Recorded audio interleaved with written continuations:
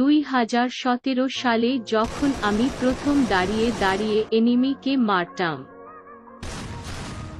2018 সালে যখন আমি প্রথম এনিমিকে হেডশট মারতে শিখি।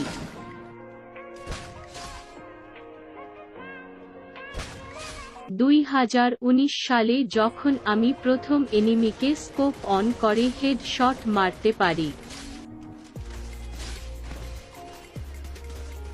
2020 সালে যখন আমি প্রথম নিজেকে নাঈম আলমের মতো MP40 লেজেন্ড ভাবি। 2021 সালে আমি তো ওয়ান্টেড কিং হোয়াইট 444 হয়ে গেছি।